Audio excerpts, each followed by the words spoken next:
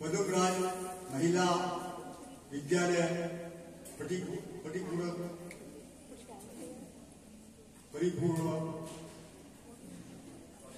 College कार्यक्रम सानिध्य वಹಿಸಿದ್ದು doctor ಪರಮ ಪೂಜ್ಯ ಪ್ರಭುದೇವ ಶಿವಾಚಾರ್ಯ ಅವರಿಗೆ ತಮ್ಮೆಲ್ಲರೂ ಪರವಾಗಿ ಅಭಿನಂದನೆ ಸಲ್ಲಿಸುತ್ತೇನೆ.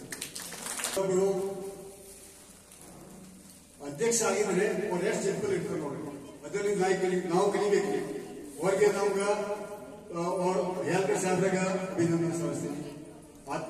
ಇನ್ನೊಬ್ಬರ ಆತ್ಮೀಯರಾದ ಶಾಂತು ಹಿರೇಮಠವರು ಅವರು ಬಹುತೇಕ 40 ವರ್ಷದಿಂದ ಪತ್ರಿಕಾ ಪ್ರೆಸ್ ರಿಪೋರ್ಟರ್ ಇವತ್ತು ಅಧ್ಯಕ್ಷ ಆಗಿದ್ದಾರೆ. ಅವ್ರಿಗೆ ನಾವು ಅಭಿನಂದನೆ ಸಲ್ಲಿಸ್ತೀನಿ. ಇನ್ನೊಬ್ಬರ ಆತ್ಮೀಯರಾದ ಅಶೋಕ್ ಭಾರತವರೇ ಅವ್ರಿಗೂ ಅವ್ರ ನಮ್ಮ ಸಹಪಾಠಿ ಅಶೋಕ್ ಭಾರತವರೇ ಮತ್ತ ನೀವು ಬಹಳ ಸುಂದರವಾಗಿದ್ದೀರಿ.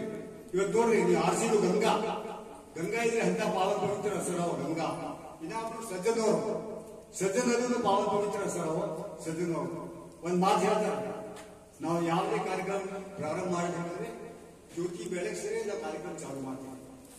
ಅದು ನಾವು ಸ್ವಲ್ಪ ಹಚ್ಚಿಗೆ ಚಲೋ ಮಾತಾಡ್ತೀವಿ. ಯಾಕೆ ಟೆನ್ಷನ್ ಆಗಿದ್ರೆ ನಿನ್ನೆ ತರ ನಾವು ಮಾತಾಡಕ್ಕೆ ಬರ್ತಿದ್ದಿಲ್ಲ. ಮೊದಲ ಮಟ್ಟಿಗೆ ಹೋಗಿ ಚಂದಿನ ಮಹಾಸ್ವಾಮಿಯವರು ಆಶೀರ್ವಾದ ತಗೊಂಡ್ಬಂದ್ರೆ ಇವತ್ತು ನಾವು ಇಷ್ಟೇಜ್ನಾಗೆ ಮಾತಾಡ್ತಿರ್ಲಿಲ್ಲಾರೆ ನಮ್ಗೆ ಗ್ಯಾರಂಟಿ ಇದ್ದಿಲ್ಲ. ನಸಿಕ್ನ ಆರತನ ನಾವು ಸ್ವಲ್ಪ 2 ದಿನ ಮಾತಾಡಿದ್ರೆ ಸಹಿತ ನಮ್ ಜಾಬ್ ನಗರಿ ಚಾಲು ಆಗಿತ್ತು. ಅದಕ್ಕೆ ಒಂದ್ ಮಾತು ಹೇಳ್ತೀನಿ ನಿಮ್ಗೆ, ಯಾವುದೇ ಕಾರ್ಯಕ್ರಮ ಚಾಲು ಮಾಡ್ಬೇಕಾದ್ರೆ ಮೊದಲ ಜ್ಯೋತಿ ಪ್ರಾರಂಭ ಮಾಡ್ತಿಲ್ಲ ಕಾರ್ಯಕ್ರಮ ನಿಮ್ಮೆಲ್ಲ ಗೊತ್ತು. ಒಂದ್ ಮಾತು ಹೇಳ್ತಾರೆ, ज्योति से ज्योति जगाते चलो, प्रेम की गंगा बहाते चलो, राह में आए जो दुखी उसको गले से लगाते चलो. इवತ್ತು ಜ್ಯೋತಿ ಬೆಳೆಸಿಲ್ಲ, ಜ್ಯೋತಿ ಬೆಳೆಸಲ್ಲ. ಈಗ 3 ಮಂದಿ ಗುರುಗಳು ಇವತ್ತು ಪರಮ ಪೂಜ್ಯ ಡಾಕ್ಟರ್ ಪರಮ ಪೂಜ್ಯ ಪ್ರಭುದೇವ ಶಿವಾಚಾರ್ಯರು ಇವತ್ತು ಅವರು ಗುರುಗಳೇ, ಹಯಾಲ್ಕರ್ ಸಾಹೇಬ್ ಅವರು ಗುರುಗಳೇ, ಶಾಂತು ಹಿರೇಮಠವರು ಅವರು ಗುರುಗಳೇ. 3 ಗುರುಗಳು ನಿಮ್ಮ ಆಶೀರ್ವಾದ ಆಗ್ಯಾವ. ಹೇಳ್ತಾರೆ 3 ಹೊಳೆಯಲ್ಲಿ ಕೂತು ಅಲ್ಲಿ ಸಂಗಮ ಮಾಡ್ತಾರೆ. ಯಾವಾಗಲೂ ನಾವು ಏನೇ ಕೆಲಸ ಪ್ರಾರಂಭ ಮಾಡಬೇಕಾದ್ರೆ ಹಿಂದ್ ಗುರು ಇರಬೇಕು, ಮುಂದ್ ಗುರಿ ಇರಬೇಕು. ನೀವು ಗೊತ್ತು, ಹಿಂದ್ ಗುರು ಅವರು ಯಾವಾಗಲೂ ಇರ್ತಾವ, ಮುಂದಿನ ಗುರಿ ಯಾವಾಗಲೂ ನೀವು. ನಾವು ನಮ್ಮ ತಂಗಿಯರು ಒಂದು ಮಾತು ಹೇಳಿದ್ರೆ ಬಿಜಾಪುರದಾಗ ಬಂದಿದ್ರಿ ಕಾಲೇಜ್. ಯಾಕಂದ್ರೆ ನೀವು ಕಾಲೇಜ್ ಕಲಿತಕ್ಕಂತೀರಿ, ಮುಂದಿನ ಗುರಿ ಏನು ಒಳ್ಳೆಯದು ಉತ್ತರ ಹೇಳಿದ್ರಿ. ಭಾಳ ಚಲೋ ಉತ್ತರ ಹೇಳಿದ್ರಿ.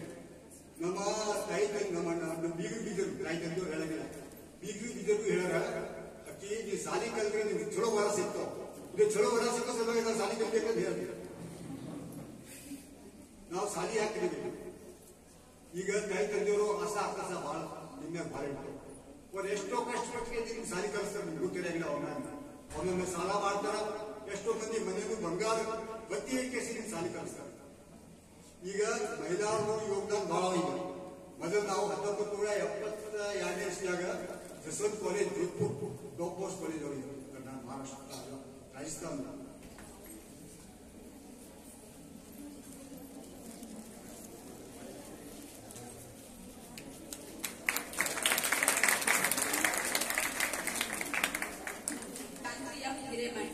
ಅಧ್ಯಕ್ಷರು ಪ್ರೆಸ್ ಕ್ಲಬ್ ಹಾಗೂ ಪ್ರಜಾವಾಣಿ ವರದಿಗಾರರು ಸಿಂದಗಿ ಇವರು ವಿದ್ಯಾರ್ಥಿಗಳನ್ನು ಉದ್ದೇಶಿಸಿ ಒಂದೆರಡು ಹೇಳಿದರು.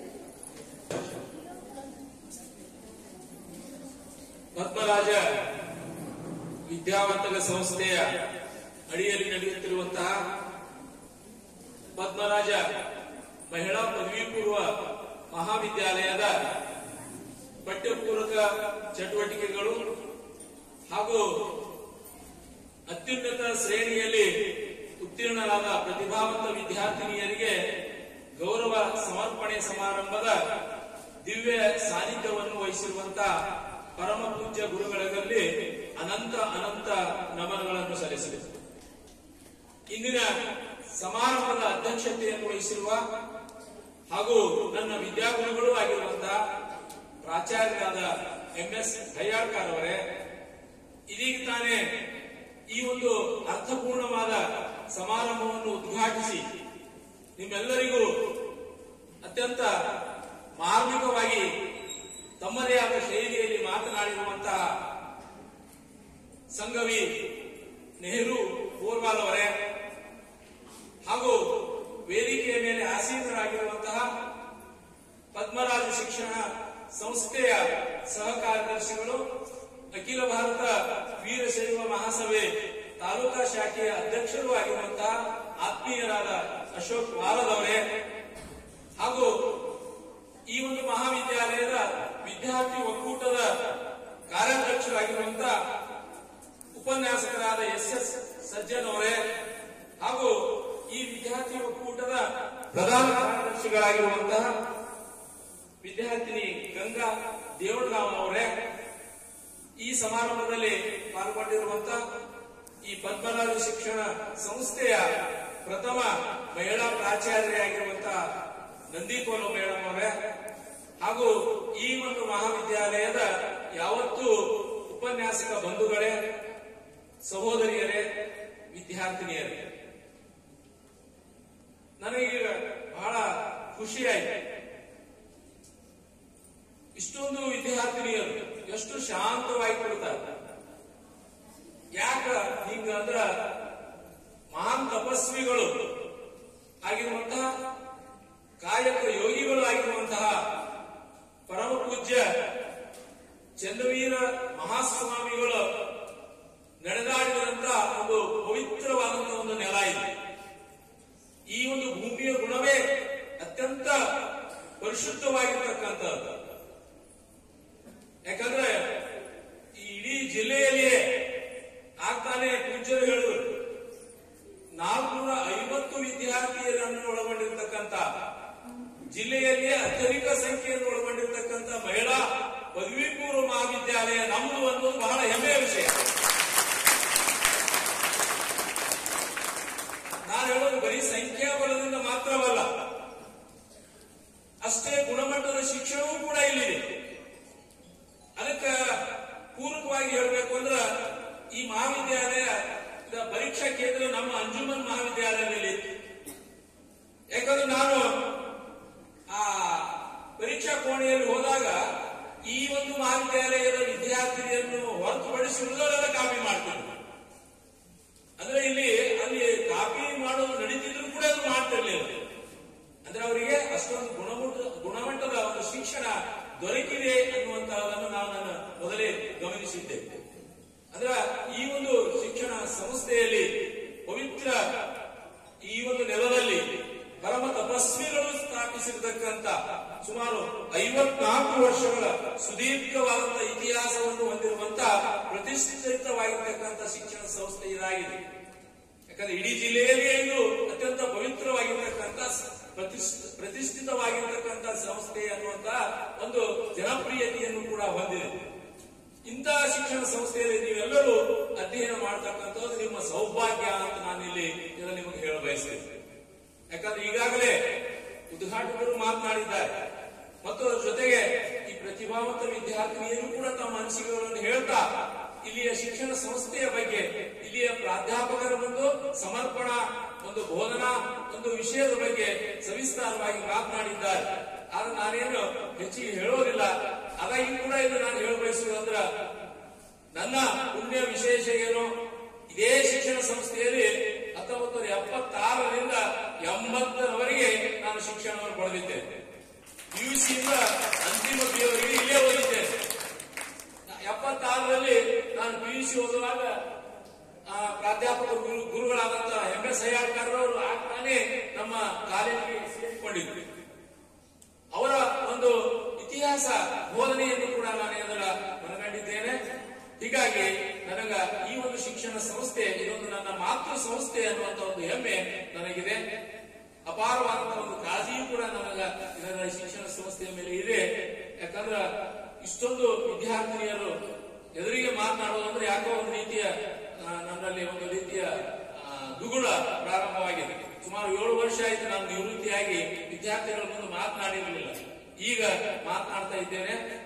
ಇಲ್ಲಿ ಈಗಾಗಲೇ ಹೇಳಿದಂತೆ ಈ ಪಠ್ಯಪೂರಕ ಚಟುವಟಿಕೆಗಳು ಆಯಾ ಕಾಲೇಜುಗಳಲ್ಲಿ ಯಾಕೆ ಇದನ್ನು ಉದ್ಘಾಟನೆ ಮಾಡ್ತಾರ ಅಂದ್ರೆ ಕೇವಲ ಉದ್ಘಾಟನೆ ಮಾಡಿ ಸಮಾರೋಪ ಆಗೋದಲ್ಲ. ಉದ್ಘಾಟನೆ ಮಾಡಿದ ನಂತರ ಆ ಚಟುವಟಿಕೆಗಳು ಪ್ರಾರಂಭಗೊಳ್ಳಬೇಕು. ಬರೀ ನಿಮಗೆ ಪುಸ್ತಕೀಯ ಜ್ಞಾನ, ಗ್ರಂಥ ಜ್ಞಾನ ಇದ್ರೆ ಮಾತ್ರ ಸಾಲದು. ಯಾಕಂದ್ರೆ ಇಂದಿನ ಈ ಸ್ಪರ್ಧಾತ್ಮಕ ಯುಗದಲ್ಲಿ ಕೇವಲ ಅಂಕಪಟ್ಟಿಗಳನ್ನು ತೆಗೆದುಕೊಂಡು ಹೋದ್ರೆ ನಿಮಗೆ ಎಲ್ಲಿ ಯಾವುದೇ ಸ್ಥಾನ ಸಿಗೋದಿಲ್ಲ. ಅದರ ಜೊತೆಯಾಗಿ ಜ್ಞಾನ ಬೇಕು, ಸ್ಪರ್ಧಾತ್ಮಕವಾಗಿ ಎನಿಸುವಂತ ಒಂದು ಜ್ಞಾನವನ್ನು ನೀವು ಮೈಗೂಡಿಸಿಕೊಳ್ಬೇಕಾಗ್ತದೆ. ಆ ಒಂದು ದಿಶೆಯಲ್ಲಿ ಈ ಒಂದು ಮಹಾವಿದ್ಯಾಲಯ ಈ ಒಂದು ಪಠ್ಯಪೂರಕ ಅಂದ್ರೆ ಸಾಂಸ್ಕೃತಿಕ ಚಟುವಟಿಕೆಗಳು, ಚರ್ಚಾಕೂಟ, ಕ್ರೀಡೆ, ಮತ್ತೆ ಶಿಸ್ತು ವಿಭಾಗ, ಗ್ರಂಥಾಲಯ ವಿಭಾಗ ಎಲ್ಲ ವಿಭಾಗಗಳನ್ನು ಮಾಡಿ ಅದಕ್ಕೊಬ್ಬರ ಕಾರ್ಯದರ್ಶಿಗಳನ್ನು ಕಾರ್ಯಾಧ್ಯಕ್ಷರನ್ನಾಗಿ ನೇಮಿಸಿ ಅದು ಪ್ರತಿ ವರ್ಷದುದ್ದಕ್ಕೂ ಆ ಚಟುವಟಿಕೆಗಳು ನಿರಂತರವಾಗಿ ಸಾಗಬೇಕು ಅನ್ನುವಂತ ಒಂದು ಉದ್ದೇಶ. ಆ ದಿಶೆಯಲ್ಲಿ ಈ ವಿದ್ಯಾರ್ಥಿ ಒಕ್ಕೂಟದ ಯಾವತ್ತೂ ಪದಾಧಿಕಾರಿಗಳು ಆ ಕಾರ್ಯೋನ್ಮುಖರಾಗಬೇಕು ಅನ್ನುವಂತ ಒಂದು ಆಶಯವನ್ನು ಕೂಡ ವ್ಯಕ್ತಪಡಿಸಿದೆ. ವಿದ್ಯೆಯ ಬೊಕ್ಕಸ ತುಂಬುವವರಿಗೆ ವಿಶ್ರಾಂತಿ ಬೇಡ ಅನ್ನುವಂತ ಒಂದು ಮಾತನ್ನು ಇಲ್ಲಿ ನಾನು ನಿಮಗ ನೆನಪಿಸ್ತೇನೆ. ಯಾಕಂದ್ರೆ ಈ ವಿದ್ಯಾರ್ಥಿ ದೇಶದಲ್ಲಿ ನಿಮಗ ತಲೆಯಲ್ಲಿರಬೇಕಾಗಿದ್ದು ಕೇವಲ ಅಧ್ಯಯನ ಮಾತ್ರ. ಯಾಕಂದ್ರೆ ಇತ್ತೀಚೆಗೆ ಈ ಮೊಬೈಲ್ ದುರ್ಬಳಕೆ ಹೆಚ್ಚಾಗ್ತಾ ಇದೆ. ನೀವು ಮೊಬೈಲ್ ದುರ್ಬಳಕೆ ಅಂದ್ರೆ ಅದರಿಂದ ಸಾಮಾಜಿಕ ಜಾಲತಾಣದಲ್ಲಿ ಎಷ್ಟೊಂದು ಅನಾಹುತಗಳು ಸಂಭವಿಸ್ತಾ ಇದೆ. ಹೀಗಾಗಿ ನೀವೆಲ್ಲರೂ ಬಹಳ ಜಾಗರೂಕತೆಯಿಂದ ಹುಷಾರತನದಿಂದ ಆ ಮೊಬೈಲ್ ಬಳಕೆ ಆಗಬೇಕು. ಯಾಕಂದ್ರೆ ಮೊಬೈಲ್ ಇರಲಿ, ಅದರ ದುರ್ಬಳಕೆ ಮಾಡಿಕೊಳ್ಳದೆ ನಿಮ್ಮ ವಿದ್ಯಾಭ್ಯಾಸದ ಪೂರಕವಾದಂತಹ ಒಂದು ಉಪಯೋಗ ಆಗಲಿ ಅನ್ನುವಂತ ಒಂದು ಮಾತನ್ನು ಕೂಡ ನಾನು ಇಲ್ಲಿ ಹೇಳ್ತಾ, ಅದರ ಜೊತೆಗೆ ಇಂದು ನಾವು ಏನ್ ಕಾಣ್ತಾ ಇದ್ದೇವೆ ಅಂದ್ರೆ ಈ ಶಿಕ್ಷಣದಲ್ಲಿ ಮುಗಿಸಿ ಈ ಶಿಕ್ಷಣ ಪೂರ್ತಿಗೊಂಡ ನಂತರ ನೀನು ಏನಾಗ್ತೀನಿ ಅಂದ್ರ ಏನು ಎಂಜಿನಿಯರ್ ಆಗ್ತೀನಿ, ಡಾಕ್ಟರ್ ಆಗ್ತೀನಿ ಅಂತ ಒಂದು ಮಾತನ್ನು ಮಾತ್ರ ಹೇಳುವುದನ್ನು ನಾನು ಕೇಳಿದ್ದೇನೆ. ಯಾಕಂದ್ರೆ ಇತ್ತೀಚೆಗೆ ಈ ದಕ್ಷಿಣ ಧ್ರುವದ ಚಂದ್ರನ ಅಂಗಳದಲ್ಲಿ ಈ ಒಂದು ವಿಕ್ರಮ್ ಆ ಒಂದು 4 ಪಾದಗಳನ್ನು ಇಟ್ಟು ಅದೆಲ್ಲ ಸಂಚರಿಸಿ ಚಂದ್ರಯಾನ 3 ಅತ್ಯಂತ ಯಶಸ್ವಿಗೊಳಿಸಿರ್ತಕ್ಕಂಥ ಒಂದು ಸುದಿನ ನಮ್ಮ ಭಾರತದ್ದಾಗಿದೆ. ಚಪ್ಪಾಳೆ ಹೊಡಿಬೇಕು. ಇಡೀ ವಿಶ್ವದಲ್ಲಿಯೇ ಚಂದ್ರನ ಅಂಗಳದಲ್ಲಿ, ಅದು ದಕ್ಷಿಣ ಧ್ರುವದ ಅಂಗಳದಲ್ಲಿ ಪಾದಾರ್ಪಣೆ ಮಾಡಿರ್ತಕ್ಕಂಥ ಪ್ರಥಮ ದೇಶ ಅಂದ್ರೆ ನಮ್ಮ ಭಾರತ. ಬಹಳ ಹೆಮ್ಮೆಯಿಂದ ನಾವು ಹೇಳ್ಕೊಳ್ಬೇಕಾಗ್ತದೆ. ಆ ದಿಶೆಯಲ್ಲಿ ನೀವೆಲ್ಲರೂ ಅಂದ್ರೆ ಬಹುತೇಕ ವಿಜ್ಞಾನಿಗಳಾಗುವಂತಹ ಒಂದು ಕನಸನ್ನು ಕೂಡ ನಾವು ಕಾಣಬೇಕು. ಯಾಕಂದ್ರೆ ಇಸ್ರೋ ಸಂಸ್ಥೆಯಲ್ಲಿ ಎಷ್ಟೊಂದು ಮಹಿಳೆಯರು ಕೂಡ ಅವರ ಪಾತ್ರ ಬಹಳ ಇದೆ. ಈ ಚಂದ್ರಯಾನ 3 ಯಶಸ್ವಿಯಲ್ಲಿ ಮಹಿಳೆಯರ ಪಾತ್ರ ಕೂಡ ಅಷ್ಟೇ ಪ್ರಮುಖವಾಗಿದೆ. ಯಾಕಂದ್ರೆ ಬರೀ ಎಂಜಿನಿಯರ್ ಆಗೋದ್ರಿಂದ ಎಷ್ಟೋ ಜನ ಇಂಜಿನಿಯರು ನಿರುದ್ಯೋಗಿಗಳಾಗಿ ತಿರುಗಾಡಲಿಕ್ಕ 5,000 6,000 ಪಗಾರಕ್ಕಾಗಿ ಅಲುಗಾಡುವಂತ ಒಂದು ಸಂದರ್ಭ ನಾವಿಂದು ಕಾಣ್ತೀವಿ. ಯಾಕಂದ್ರೆ ನೀವು ವಿಜ್ಞಾನಿಗಳಾಗಿ ದೇಶದ ಒಂದು ಕೊಡುಗೆ ಸಲ್ಲಿಸುವಂತ ಒಂದು ಕಾರ್ಯಕ್ಕೂ ಕೂಡ ನೀವೆಲ್ಲ ಪೂರಕವಾಗಿ ನಿಮ್ಮ ಕನಸನ್ನು ಇಟ್ಕೊಡ್ರಿ ಅನ್ನುವಂತ ಒಂದು ವಿಷಯವನ್ನು ಕೂಡ ನಾನು ಇಲ್ಲಿ ಹೇಳ್ಬಿಡಿಸಿ, ಅದರ ಜೊತೆಗೆ ಇಲ್ಲಿ ಶ್ರೀಮಠ, ಯಾಕಂದ್ರೆ ಈ ವಿಜ್ಞಾನ ಕ್ಷೇತ್ರಕ್ಕೆ ಸಂಬಂಧಪಟ್ಟಂತೆ ನಾ ಮಾತನಾಡುವ ಸಂದರ್ಭದಲ್ಲಿ ಶ್ರೀಮಠದ ಚನ್ನವೀರ ಸ್ವಾಮೀಜಿ ಪ್ರತಿಷ್ಠಾನ ಪರಮ ಪೂಜ್ಯ ಡಾಕ್ಟರ್ ಪ್ರಭು ಸಾರಂಗದೇವ ಶಿವಾಚಾರ್ಯ ಅವರೆಲ್ಲ ಶಿಕ್ಷಣದ ಸಂಸ್ಥೆಗಳ ಬಗ್ಗೆ ಎಂತಹ ಕಾಳಜಿ ಹೊಂದಿದ್ದಾರೆ ಅಂದ್ರ ಸತತ ಅವರೆಲ್ಲ ಶಿಕ್ಷಣದ ಒಂದು ಸಂಸ್ಥೆಯ ಬೆಳವಣಿಗೆಯ ಬಗ್ಗೆನೇ ಚಿಂತನೆ ಮಾಡ್ತಕ್ಕಂಥದ್ದನ್ನು ನಾವು ಗಮನಿಸ್ತೀವಿ. ಇನ್ನು ಯಾಕಂದ್ರೆ ಪೂರ್ವ ಪ್ರಾಥಮಿಕ ಶಿಕ್ಷಣದಿಂದ ಹಿಡಿದು ಸ್ನಾತಕೋತ್ತರ ಶಿಕ್ಷಣದವರಿಗೂ ಕೂಡ ಇಲ್ಲಿ ಗುಣಮಟ್ಟದ ಶಿಕ್ಷಣವನ್ನು ನೀಡಲಾಗ್ತಾ ಇದೆ. ಅವರೆಲ್ಲ ಚನ್ನವೀರ ಸ್ವಾಮೀಜಿ ಪ್ರತಿಷ್ಠಾನದ ಮೂಲಕವಾಗಿ ಎಲ್ಲಾ ಕ್ಷೇತ್ರಗಳಲ್ಲಿ ಸಾಧನೆ ಗೈದಂತ ಸಾಧಕರನ್ನು ಗೌರವಿಸುವಂತ ಒಂದು ಮಹತ್ವದ ಕಾರ್ಯವನ್ನು ಮಾಡತಕ್ಕಂಥದ್ದು ನಾವಿಲ್ಲಿ ಗಮನಿಸಿದ್ದೇವೆ. ಅಂದ್ಮೇಲೆ ಈ ವಿಜ್ಞಾನ ಕ್ಷೇತ್ರದಲ್ಲಿ, ಯಾಕಂದ್ರೆ 11ನೇ ಶತಮಾನದಲ್ಲಿ ನಮ್ಮ ಜಿಲ್ಲೆಯವರೇ ಆಗಿರ್ತಕ್ಕಂಥ ಗಣಿತ ಶಾಸ್ತ್ರಜ್ಞ ಭಾಸ್ಕರಾಚಾರ್ಯ 2 ಅವರ ಹೆಸರಿನಲ್ಲಿ ಈ ಭಾಸ್ಕರ ಪ್ರಶಸ್ತಿಯನ್ನು ಪ್ರಾರಂಭಿಸಿದರು. ಈಗಾಗಲೇ ದೊಡ್ಡ ದೊಡ್ಡ ವಿಜ್ಞಾನಿಗಳು ಈ ಇಸ್ರೋ ಸಂಸ್ಥೆಯಲ್ಲಿ ಕೆಲಸ ಮಾಡಿ ಅದರ ಅಧ್ಯಕ್ಷರಾಗಿ ಕಾರ್ಯನಿರ್ವಹಿಸಿರ್ತಕ್ಕಂಥ ಡಾಕ್ಟರ್ CNR ರಾವ್ ಇರ್ಬೋದು, UR ರಾವ್ ಇರ್ಬೋದು, ಡಾಕ್ಟರ್ ಕೆ ಕಸ್ತೂರಿ ರಂಗನ್, ಇವರೆಲ್ಲರಿಗೂ ಭಾಸ್ಕರ ಪ್ರಶಸ್ತಿಯನ್ನು ನೀಡಿ 1 ಲಕ್ಷ ನಗದು ಹಣದೊಂದಿಗೆ ಆ ಪ್ರಶಸ್ತಿ ಫಲಕವನ್ನು ನೀಡಿ ಗೌರವಿಸಿರ್ತಕ್ಕಂಥ ಒಂದು ಅಭಿಮಾನ, ಹೆಮ್ಮೆ ಅದು ನಮ್ಮ ಶ್ರೀಗಳಿಗೆ ಸಲ್ಲಬೇಕು ಅನ್ನುವಂಥದ್ದನ್ನು ನಾನು ಹೇಳಬೇಕು. ಅದೇ ರೀತಿಯಾಗಿ ಈ ವರ್ಷದಲ್ಲಿ ಡಾಕ್ಟರ್ ಕಿರಣ್ ಕುಮಾರ್ ಅನ್ನುವರು ಇಸ್ರೋ ಸಂಸ್ಥೆಯ ಮಾಜಿ ಅಧ್ಯಕ್ಷರು ಕೂಡ ಹೌದು. ಅವರನ್ನು ಕೂಡ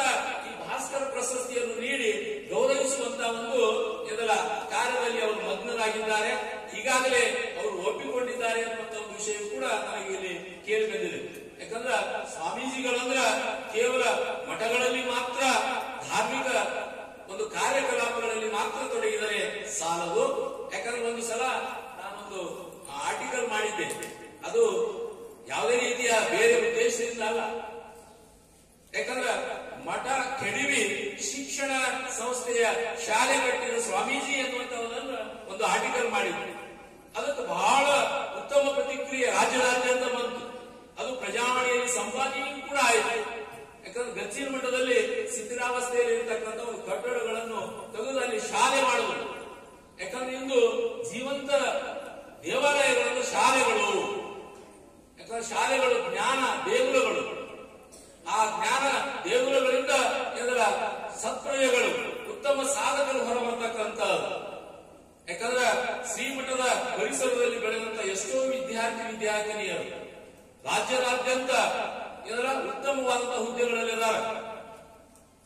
ನಾನು ಉದಾಹರಣೆಗಾಗಿ ಹೇಳಬೇಕಂದ್ರೆ ಇಲ್ಲಿ ಸರಸ್ವತಿಯ ಉತ್ತಮವಾದಂತಹ ಒಂದು ಭಾವಚಿತ್ರ, ಒಂದು ಕಲಾಕೃತಿ ಇದೆ. ಈ ಕಲಾಕೃತಿಯನ್ನು ಇಲ್ಲಿ ಈ ಶ್ರೀಮಠಕ್ಕೆ, ಈ ಶಿಕ್ಷಣ ಸಂಸ್ಥೆಗೆ ಕೊಡುಗೆಯಾಗಿ ನೀಡಿರ್ತಕ್ಕಂಥ ಒಬ್ಬ ಮಹಾನ್ ಕಲಾವಿದ ಈರಣ್ಣ ರುಕುಪೂರ್ ಅನ್ನುವಂತಹ ವ್ಯಕ್ತಿ. ಅವರು ಇದೇ ಶ್ರೀಮಠದಲ್ಲಿ ಇದ್ದುಕೊಂಡು ಶಿಕ್ಷಣ ಕಲಿತು ಎಂದರ ಇಂದು ರಾಷ್ಟ್ರ ಅಲ್ಲ, ಅಂತಾರಾಷ್ಟ್ರೀಯ ಮಟ್ಟದ ಒಂದು ಖ್ಯಾತಿಯನ್ನು ಪಡೆದಿದ್ದಾರೆ. ಇತ್ತೀಚೆಗೆ ಪ್ರಧಾನಮಂತ್ರಿ ನರೇಂದ್ರ ಮೋದಿ ಅವರು ಅವರ ಒಂದು ಚಿತ್ರಕಲೆಯನ್ನು ಗಮನಿಸಿ ಇದರಲ್ಲಿ ಅವರಿಗೆ ಪ್ರಶಂಸೆ ಮಾಡಿರ್ತಕ್ಕಂಥ ಉದಾಹರಣೆಯೂ ಕೂಡ ಇದೆ.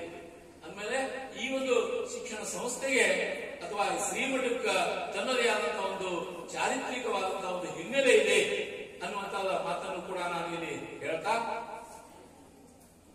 ಇಲ್ಲಿ ವಿದ್ಯಾರ್ಥಿನಿಯರು ನಿಮ್ಮಲ್ಲಿ ತಾಳ್ಮೆ, ನಿಮ್ಮಲ್ಲಿರ್ತಕ್ಕಂಥ ಸಹನೆ, ಈ ಒಂದು ಅಧ್ಯಯನಶೀಲತೆ ಗುಣ ಏನಲ್ಲ ನೀವು ಸದುಪಯೋಗ ಪಡಿಸಿಕೊಳ್ಳಿ. ಯಾಕಂದ್ರ ನಾನು ಇದರಿಂದ ನೇರವಾಗಿ ಹೇಳಬೇಕಾಗ್ತದೆ.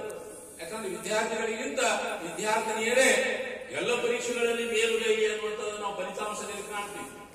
ಅದಕ್ಕೆ ಕಾರಣ ಅಂದ್ರೆ ನಿಮ್ಮಲ್ಲಿರ್ತಕ್ಕಂಥ ಒಂದು ಶ್ರದ್ಧೆ, ನಿಮ್ಮಲ್ಲಿರ್ತಕ್ಕಂಥ ಒಂದು ಅಧ್ಯಯನಶೀಲ ಗುಣ, ಅದನ್ನು ನೀವು ಇದರಲ್ಲಿ ರೂಢಿಸಿಕೊಂಡ್ರೆ ಈ ಪದವಿ ಪೂರ್ವ ಹಂತಕ್ಕೆ ನಿಮ್ಮ ಶಿಕ್ಷಣ ಕೊನೆಗೊಳಿಸಬೇಡ್ರಿ. ಯಾಕಂದ್ರೆ ನಾನು ಬಹಳ ನೋಡ್ತೀನಿ, ಬಹಳ ಉತ್ತಮವಾದಂತಹ ಅಂಕಗಳನ್ನು ಪಡಿತಾರ, ಬಹಳ ಜಾಣರಾಗಿರ್ತಾರ, ಆದ್ರೆ ಅವ್ರ ಮನೆಯಲ್ಲಿ PUC ಮುಗಿದ ನಂತರ ಮದುವೆ ಮಾಡಿ ಕೈ ತೊಳ್ಕೊಂಡ್ಬಿಡ್ತಾರೆ. ಆದ್ರ ಆ ಒಂದು ಕಾರ್ಯ ಅವರು ಹಿರಿಯರು, ನಿಮ್ಮ ಪೋಷಕರು, ಪಾಲಕರು ಹೇಳಿದ್ರು ಕೂಡ ನೀವು ಅದನ್ನು ಒಪ್ಪಬೇಡ್ರಿ. ಪೂರ್ತಿ ಶಿಕ್ಷಣವನ್ನು ಪೂರ್ಣಗೊಳಿಸ್ರಿ. ನೀವು ವಿಜ್ಞಾನಿಗಳಾಗ್ರಿ ಅಥವಾ ಬೇರೆ ಬೇರೆ ನಿಮ್ಮ ಹವ್ಯಾಸ ಆಸಕ್ತಿಗೆ ಅನುಗುಣವಾಗಿ ಒಂದು ಸಾಧನೆ ಮಾಡ್ರಿ ಅನ್ನುವಂತ ಒಂದು ಆಶಯವನ್ನು ಕೂಡ ವ್ಯಕ್ತಪಡಿಸಿ, ಈ ಒಂದು ಸಂದರ್ಭದಲ್ಲಿ ಇಂದು ಪ್ರಧಾನಿ ನರೇಂದ್ರ ಮೋದಿ ಅವರು ಬೆಂಗಳೂರಿಗೆ ಬಂದು ಇಸ್ರೋ ಕಂಪನಿಯ ಆ ವಿಜ್ಞಾನಿಗಳಿಗೆ ಅಭಿನಂದಿಸಿದರು. ಈ ಸಂದರ್ಭದಲ್ಲಿ ಒಂದು ಮಾತನ್ನು ಹೇಳಿದರು, ಜೈ ಜವಾನ್ ಜೈ ಕಿಸಾನ್ ಅನ್ನುವಂತ ಒಂದು ಶ್ಲೋಗನ್ ಏನಲ್ಲ ಘೋಷಣೆಯೊಂದಿಗೆ ಜೈ ವಿಜ್ಞಾನ್ ಜೈ ಅನುಸಂಧಾನ್. ಅದ್ರ ಈ ಮೇಲೆ ಬರೀ ನಾವು ಜೈ ಜವಾನ್ ಜೈ ಕಿಸಾನ್ ಅಷ್ಟಕ್ಕೆ ಮಾತ್ರ ಅಲ್ಲ, ಅದಕ್ಕೆ ಜೋಡಣೆಯಾಗಿ ಜೈ ವಿಜ್ಞಾನ್ ಜೈ ಅನುಸಂಧಾನ್ ಅನ್ನುವಂತ ಒಂದು ಘೋಷಣೆಯು ಕೂಡ ನಾವು ಮೊಳಗಬೇಕು. ವಿಜ್ಞಾನಿಗಳು ನಮ್ಮ ದೇಶದ ಒಂದು ಕೀರ್ತಿ ಪತಾಕೆಯನ್ನು ಹೆಚ್ಚಿಸಿದ್ದಾರೆ ಅನ್ನುವಂತ ಒಂದು ಅಭಿನಂದನೆಯ ಮಾತುಗಳನ್ನು ಕೂಡ ಇಂದು ಅವರು ಆಡಿದ್ರು. ಆ ದಿಶೆಯಲ್ಲಿ ನೀವೆಲ್ಲರೂ ಇದರ ಉತ್ತಮ ಶಿಕ್ಷಣ ಪಡೆದು, ಯಾಕಂದ್ರೆ ಇಲ್ಲಿ ಸಿಗ್ತಕ್ಕಂಥ ಬರೀ ಔಪಚಾರಿಕ ಶಿಕ್ಷಣ ಮಾತ್ರ ಅಲ್ಲ, ಸಂಸ್ಕಾರಯುತವಾದಂತಹ ಒಂದು ಶಿಕ್ಷಣ ಸಿಗ್ತಾ ಇದೆ. ಯಾಕಂದ್ರೆ ಇಂದು ನಾವು ನೋಡ್ತೀವಿ ಹಲವಾರು ಶಿಕ್ಷಣ ಸಂಸ್ಥೆ, ಯಾವುದೋ ಒಬ್ಬ ವಿದ್ಯಾರ್ಥಿನಿ ಮಾತನಾಡುದು ಸಣ್ಣ ಸಂಸ್ಥೆ ಅಲ್ಲ, ಇಡೀ ಭಾಗದಲ್ಲಿಯೇ ಇದೊಂದು ದೊಡ್ಡ ಸಂಸ್ಥೆ ಇದೆ. ಬರೀ ದೊಡ್ಡ ದೊಡ್ಡ ಕಟ್ಟಡಗಳು ಬರೀ ಇದರ ಬಾಹ್ಯ ಭೌತಿಕವಾಗಿರ್ತಕ್ಕಂಥ ಬೆಳವಣಿಗೆ ಮಾತ್ರ ಅದು ಶಿಕ್ಷಣ ಸಂಸ್ಥೆ ಆಗೋದಿಲ್ಲ. ಆಂತರಿಕವಾಗಿ ಇದರ ಗುಣಮಟ್ಟದ ಶಿಕ್ಷಣವನ್ನು ಏನಿರ್ತಾರ, ಸಂಸ್ಕಾರಯುತವಾದಂತಹ ಶಿಕ್ಷಣವನ್ನು ಏನಿರ್ತದ ಅದು ಇದರ ಅತ್ಯಂತ ಉತ್ತಮವಾದಂತಹ ಒಂದು ಶಿಕ್ಷಣ ಸಂಸ್ಥೆ. ಆ ಒಂದು ಶಿಕ್ಷಣ ಸಂಸ್ಥೆ ನಮ್ಮ ಪದ್ಮರಾಜ ವಿದ್ಯಾವರ್ಧಕ ಸಂಸ್ಥೆ ಅನ್ನುವಂತ ಒಂದು ಹೆಮ್ಮೆ, ಅಭಿಮಾನ ನನ್ನದಾಗಿದೆ. ಆ ಒಂದು ದಿಶೆಯಲ್ಲಿ ನೀವೆಲ್ಲರೂ ಉತ್ತಮವಾದ ಅಧ್ಯಯನ ಮುಂದುವರಿಸಿಕೊಂಡು ಹೋಗಿ ನಿಮ್ಮ ಭಾವಿ ಭವಿಷ್ಯ ಉಜ್ವಲಗೊಳ್ಳಿ ಅನ್ನುವಂತ ಒಂದು ಆಶಯವನ್ನು ವ್ಯಕ್ತಪಡಿಸಿ, ಯಾಕಂದ್ರೆ ಪ್ರಾಚಾರ್ಯರು ಫೋನ್ ಹಚ್ಚಿ ನನಗ ಇಲ್ಲಿ ಅತಿಥಿಗಳಾಗಿ ಬರಬೇಕು ಅಂದಾಗ ಒಂದು ರೀತಿ ಭಯ ಆಯ್ತು. ಯಾಕಂದ್ರೆ ನಾನು ಕಲಿತ ಶಿಕ್ಷಣ ಸಂಸ್ಥೆ ಪೂಜ್ಯರ ಎದುರಿಗೆ, ಯಾಕಂದ್ರೆ ನಾನು ಹೆಚ್ಚಿಗೆ ಮಾತನಾಡೋದಿಲ್ಲ. ಮಾತನಾಡೋದು ಸ್ವಲ್ಪ, ಹೆಚ್ಚಿಗೆ ಮಾತನಾಡುವುದಿಲ್ಲ. ಆದ್ರೂ ಕೂಡ ಅದರ ಅವ್ರು ಕೇಳಿದಾಗ ನಾನು ಒಳ್ಳೆ ಅನ್ಲಿಕ್ಕೆ ಆಗಲಿಲ್ಲ. ನಮ್ಮ ಶಿಕ್ಷಣ ಸಂಸ್ಥೆಗೆ ನಾನು ಹೋಗೋದು ಅಭಿಮಾನ ಅನ್ನುವಂತ ಒಂದು ದಿಶೆಯಲ್ಲಿ ಬಂದು ಇದರ ಮಾತನಾಡಲಿಕ್ಕೆ ಅವಕಾಶ ಮಾಡಿಕೊಟ್ಟಿರ್ತಕ್ಕಂಥ ಪ್ರಾಚಾರ್ಯರಾಗಿರುವಂತ ನನ್ನ ವಿದ್ಯಾರ್ಥಿಗಳಾಗಿರುವಂತ ಪ್ರೊಫೆಸರ್ MS ಹಯ್ಯಾಳ್ಕರ್ ಅವರಿಗೂ ಹಾಗೂ ಯಾವತ್ತು ಪ್ರಾಧ್ಯಾಪಕ ವೃಂದಕ್ಕೂ ತಮಗೆಲ್ಲರಿಗೂ ಅಭಿನಂದನೆ ಸಲ್ಲಿಸಿ ನಾನು ಮಾತನ್ನು ಮುಗಿಸ್ತೇನೆ. ನಮಸ್ಕಾರ.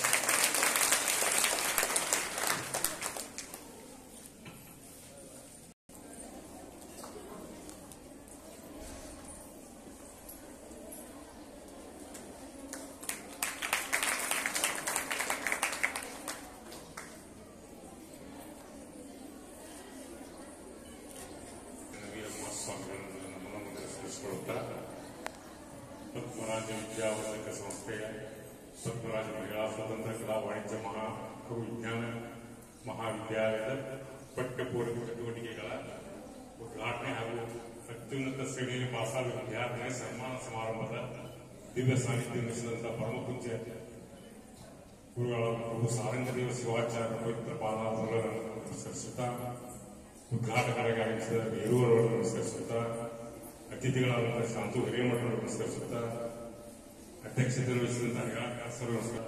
ಇಲ್ಲಿ ಕೂಡಿದಂತಹ ಯಾವತ್ತು ಶಿಕ್ಷಕ ವೃಂದವೇ, ಗುರುಗಳಿಗೆ, ಯಾವತ್ತು ಸಹೋದರರಿಗೆ ತಮ್ಮ ನಮಸ್ಕಾರ. ಈಗಾಗಲೇ ಉದ್ಘಾಟಕರು ಭಾಷಣ ಮಾಡಿದ್ರೆ ಇವತ್ತಿನ ಬಹಳ ತಮ್ಮ ಇದರೊಳಗೆ ಹೇಳ್ಯಾರ.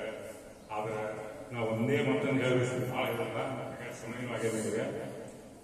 ಇವತ್ತು ಶಿಕ್ಷಣ ಸಂಸ್ಥೆ ಸ್ಥಾಪನೆ ಆಯಿತು. ಕಾಲೇಜು, ಶಾಲೆ, ಕಾಲೇಜೆಲ್ಲ ಪ್ರೈಮರಿ ಸ್ಕೂಲ್ದಿಂದ ಎಲ್ಲ ಆಗ್ತಾ ಇದೆ.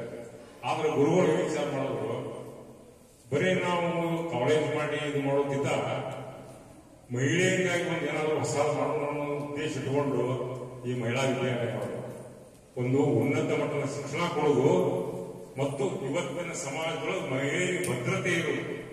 ಇವತ್ತು ಬಹಳ ಕಾಲೇಜ್ಗೆ ನಾನು ಕಿತ್ತೂರ್ಗೆ ಹೋಗಿದ್ವಿ, ಬೆಳಗಾವಿಗೆ ಹೋಗಿದ್ವಿ, ಮಂಗಳೂರಿಗೆ ಹೋಗಿದ್ವಿ. ಆದರೆ ನನಗನ್ನಿಸ್ತದ ಇಲ್ಲಿರುವಂತ ಒಂದು ಶಿಕ್ಷಣ ಮಟ್ಟ ಮತ್ತು ಭದ್ರತೆ ಇವತ್ತು ಬಹಳ ಜನ ಅನಿಸ್ತಾರೆ, ನಾವೇ ಅನಿಸ್ತೇವೆ ಹೋಗ್ತಾರೆ ಊಟ ಬರ್ಲಿಕ್ಕೆ. ಆದ್ರೆ ನಮ್ಮ ಪದ್ಮರಾಜ ಸಂಸ್ಥೆಯೊಳಗೆ ಬಂದು ಇವತ್ತು ತಮ್ಮ ಮಕ್ಕಳಿಗೆ ಹೆಣ್ಣುಡುಗಿಯರಿಗೆ ಅಡ್ಮಿಷನ್ ಮಾಡಲಿಕ್ಕೆ ಯಾರು ವಿಚಾರ ಮಾಡಂಗಿಲ್ಲ. ಯಾಕಂದ್ರೆ ಅಲ್ಲಿ ಒಂದು ಭದ್ರತೆ ತಿಳ್ಕೊಂಡು, ಯಾಕಂದ್ರೆ ಇವತ್ತು ಕಾಲೇಜ್ ಓದಾಡ್ತಿರೋದ್ರೆ ಹಾಸ್ಟೆಲ್ ಓದಾಡ್ತಿರ್ತಾವ. ಆದ್ರೆ ಒಂದೇ ಕ್ಯಾಂಪಸ್ ಒಳಗೆ ಕಾಲೇಜು, ಹಾಸ್ಟೆಲ್ ಇದ್ದು ಬಹುಸಂಖ್ಯೆ ವಿದ್ಯಾರ್ಥಿಗಳು ಇರುವಂತ ಕಾಲೇಜ್ ನಮ್ಮ ಕಾಲೇಜ್ ತಿಳ್ಕೊಂಡಾಗಂತ ಹೆಮ್ಮೆಯಿಂದ ಹೇಳಬೇಕು. ಆದ್ರೆ ಇವತ್ತ ಒಬ್ಬ ಹುಡುಗ ಸಾಲಿ ಕಲ್ತ್ರೆ ಅವ ತನ್ನ ಕುಟುಂಬವನ್ನು ಸಲುತ್ತಾನ, ತನ್ನಷ್ಟಕ್ಕೆ ತಾನು ಏಳಿಗೆ ಹೊಂದಾನ. ಆದ್ರೆ ಒಬ್ಬ ಮಹಿಳೆ, ಒಬ್ಬ ವಿದ್ಯಾರ್ಥಿ ಸಾಲಿ ಕಲ್ತಂದ್ರೆ ಒಂದು ಕುಟುಂಬ, ಒಂದು ಸಮಾಜ, ಒಂದು ಊರನ್ನು ಸಹಿತ ಸುಧಾರಿಸುವಂತ ಮಹಾಶಕ್ತಿ ಇವತ್ತು ಬೆಟ್ಟದಲ್ಲಿ ಮನೆಗೆ ಮಲ್ಲಿಗೆಯಾಗ ಕಲ್ಲಾಗು ಕಷ್ಟಗಳ ಮಳೆಯ ವಿಧಿಸುವಿಯೇ, ಕಲ್ಲು ಸಕ್ಕರೆಯಾಗಿ ದೀನ ದುರ್ಬಲರಿಗೆ ಎಲ್ಲರೊಳಗೊಂದಾಗೂ ಮಂಕುತಿಮ್ಮ. ಲಿಂಗೈಕ್ಯ ಚನ್ನವೀರ ಮಹಾಸ್ವಾಮಿಗಳನ್ನ ನಿನ್ನ ಮನೋಮಂದಿರದಲ್ಲಿ ಪ್ರತಿಷ್ಠಾಪಿಸಿಕೊಂಡು ಇವತ್ತಿನ ಶ್ರೀ ಪದ್ಮರಾಜ ವಿದ್ಯಾವರ್ಧಕ ಸಂಸ್ಥೆ ಸಾರಗಮಠ ಸಿಂದಗಿಯ ಶ್ರೀ ಪದ್ಮರಾಜ ಮಹಿಳಾ ಸ್ವತಂತ್ರ ಕಲಾ ವಿಜ್ಞಾನ ವಾಣಿಜ್ಯ ಶಾಲಾ ಶಿಕ್ಷಣ ಪದವಿ ಪೂರ್ವ ಕಾಲೇಜಿನ ಪಠ್ಯಪೂರಕ ಚಟುವಟಿಕೆಯ ಉದ್ಘಾಟನಾ ಸಮಾರಂಭ ಮತ್ತು 2022-23 ಸಾಲಿನಲ್ಲಿ ಅತ್ಯುನ್ನತ ಶ್ರೇಣಿಯಲ್ಲಿ ಪಾಸಾದ ನಮ್ಮ ಮಹಾವಿದ್ಯಾಲಯದ ವಿದ್ಯಾರ್ಥಿನಿಯರಿಗೆ ಸನ್ಮಾನ ಸಮಾರಂಭ. ಈ ಸಮಾರಂಭದ ಪಾವನ ಸಾನ್ನಿಧ್ಯವನ್ನು ವಹಿಸಿರುವ ಪರಮ ಪೂಜ್ಯ ಶ್ರೀ ಡಾಕ್ಟರ್ ಪ್ರಭು ಸಾರಂಗದೇವ ಶಿವಾಚಾರ್ಯರ ಪಾದಾಲಯಗಳಲ್ಲಿ ಹಣೆ ಮಾಡಿತು. ಈ ಸಮಾರಂಭಕ್ಕೆ ಉದ್ಘಾಟಕರಾಗಿ ಆಗಮಿಸಿ ಸಮಾರಂಭವನ್ನು ಉದ್ಘಾಟಿಸಿದ ನಮ್ಮ ಸಂಸ್ಥೆಯ ಕಾರ್ಯದರ್ಶಿಗಳಾದ ಮಹಾದಾನಿಗಳಾದ ಸನ್ಮಾನ್ಯ ಶ್ರೀ ನೆಹರು ಗೋರ್ವಾಲ್ಜಿ ಅವರೇ, ಈ ಸಮಾರಂಭದಲ್ಲಿ ಮುಖ್ಯ ಅತಿಥಿಗಳಾಗಿ ಆಗಮಿಸಿದ ಪ್ರೀತಿಯ ಮತ್ತು ಯುವ ಮಿತ್ರರಾದಂಥ ಪ್ರೊಫೆಸರ್ ಶಾಂತು ಹಿರೇಮಠ ಅವರೇ,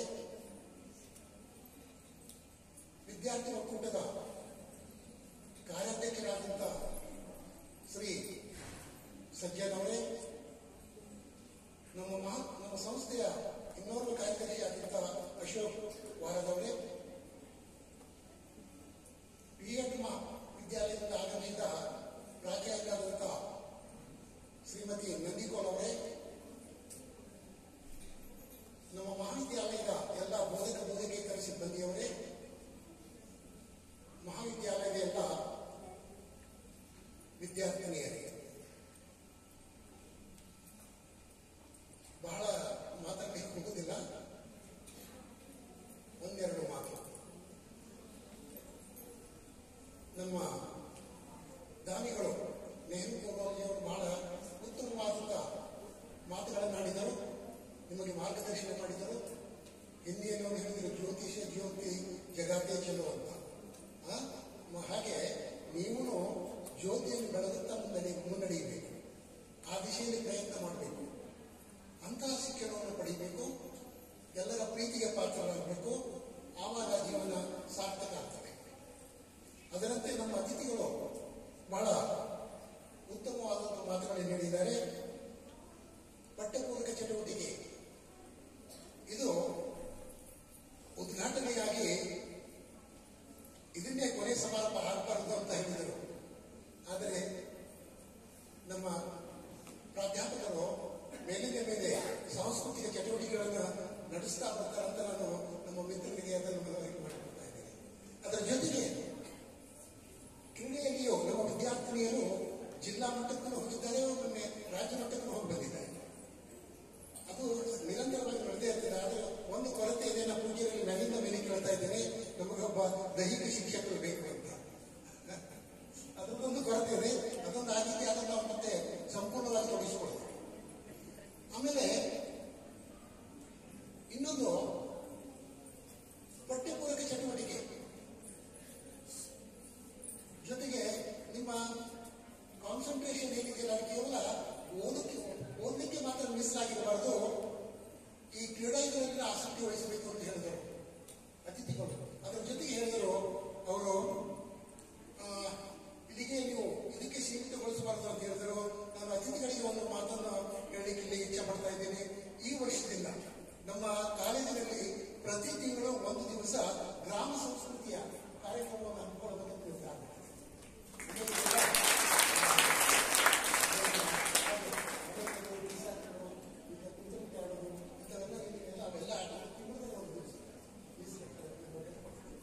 ಅದಕ್ಕೆ ಅಂದರೆ ಸರ್ವಾಂಗೀಣಾಗಿ ಅಭಿವೃದ್ಧಿ ಮತ್ತು ನಮ್ಮ ಸಂಸ್ಕೃತಿ ಏನಿದೆಯಲ್ಲ ಅದನ್ನು ಉಳಿಸಿಕೊಂಡು ಬೆಳೆಸಿಕೊಂಡು ಹೋಗ್ತಕ್ಕಂಥದ್ದು ಮುಂದಿನ ಪೀಳಿಗೆಗೆ ಅದು ನಾವು ದಾರಿ ಎರಿಬೇಕದು, ಇಲ್ಲಿಗೆ ಮುಟಕಾಗಬಾರದು. ಬಹುಶಃ ಎಷ್ಟು ಮಂದಿಗೆ ನಿಮಗೆ ಹಳ್ಳಿ ಆಟ ಗೊತ್ತಿಲ್ಲ, ಹಳ್ಳಿ ಹುಡುಗಿಯರಿಗೆ ಗೊತ್ತಿರಬೇಕು. ಹಳ್ಳಿ ಹುಡುಗಿಯರು ಪ್ಯಾಟಿ ಸಂಸ್ಕೃತಿನೇ ಅಳವಡಿಸಿಕೊಳ್ತಾ ಇದ್ದಾರೆ. ಅದಕ್ಕೆ ಅದನ್ನು ಮತ್ತೆ ನಾವು ರೀಜನರೇಟ್ ಮಾಡಬೇಕಾಗಿದೆ, ಅದನ್ನು ಪುನಃಸ್ಥಾಪನೆ ಮಾಡಬೇಕಾಗಿದೆ. ಅದಕ್ಕೆ ಆ ಕಾರ್ಯಕ್ರಮವನ್ನು ಈ ವರ್ಷದಲ್ಲಿ ನಾವು ಹಮ್ಮಿಕೊಳ್ಳಿಕ್ಕೆ ನಾವು ನಿರ್ಧಾರ ಮಾಡಿದ್ದೇವೆ. ಆಮೇಲೆ ಇಸ್ರೋದ ಬಗ್ಗೆ ಹೇಳಿದರು. ಇಸ್ರೋ ಮನೆ ಸಾಧನೆ ನೋಡಿದ್ದೇನಲ್ಲ, ಅದರ ಹೆಸರು ಏನದು? ವಿಕ್ರಮ್. ಏನದು ವಿಕ್ರಮ್ ಅಂದ್ರೆ?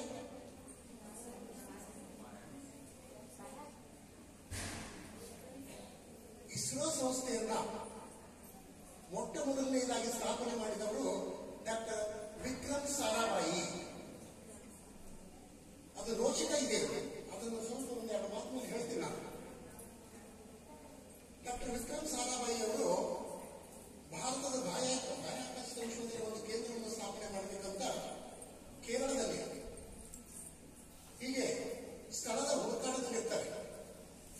ಸ್ಥಳದ ಹುಡುಕಾಟದಲ್ಲಿದ್ದಾಗ ಕೇರಳದಲ್ಲಿ ಒಂದು ತುಂಬಾ ಎಂಬ ಗ್ರಾಮ, ಆ ತುಂಬಾ ಎಂಬ ಗ್ರಾಮದಲ್ಲಿ ಒಂದು ವಿಶಾಲವಾದಂಥ ಬೈಲಿರ್ತದೆ. ಆ ವಿಶಾಲವಾದ ಬೈಲಿನಲ್ಲಿ ಕಂಡುಬಿದ್ದು ಇಲ್ಲಿ ಆದರೂ ನಮ್ಮದು ಬಾಹ್ಯಾಕಾಶ ಸಂಶೋಧನೆ ಸ್ಥಾಪನೆ ಮಾಡಿದ್ರೆ ಚೆನ್ನಾಗಾಗ್ತದೆ, ಇದು ಸೂಕ್ತ ಸ್ಥಳ ಅಂತ ಅವರು ಭಾವಿಸಿದರು. ಆದರೆ ತೊಡಕು ಏನಂದ್ರೆ ಅದಂತ ವಿಶಾಲವಾದ ಭೂಮಿ ಒಂದು ಕ್ರೈಸ್ತ ಸಂಸ್ಥೆಗೆ ಸಂಬಂಧಪಟ್ಟಿದ್ದಾಗಿದೆ. ಮ್ಯಾಗ್ಡಲಿನ್ ಸೇಂಟ್ ಮೇರಿ ಮ್ಯಾಗ್ಡಲಿನ್ ಚರ್ಚ್ ಮತ್ತು ಅದರ ಬಿಷಪ್ ಅಲ್ಲಿ ಅವರು ವಾಸವಾಗಿದ್ದರು. ಚರ್ಚ್ ಇತ್ತು, ಬಹಳ ವಿಶಾಲವಾದಂಥ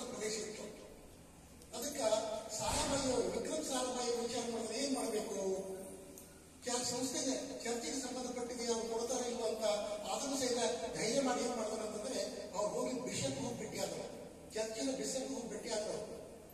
ಭೇಟಿ ಆದ ನಂತರ ಹೇಳ್ತಾರೆ ಬಿಷಪ್ ಅವರಿಗೆ, ಇದು ಜಾಗ ನಾವು ಇಸ್ರೋ ಸಂಸ್ಥೆಯನ್ನು ಸ್ಥಾಪನೆ ಮಾಡಬೇಕಂತೀವಿ, ಬಾಹ್ಯಾಕಾಶ ಸಂಶೋಧನೆ ಕೇಂದ್ರವನ್ನ ಸ್ಥಾಪನೆ ಮಾಡಬೇಕಾಗಿದೆ.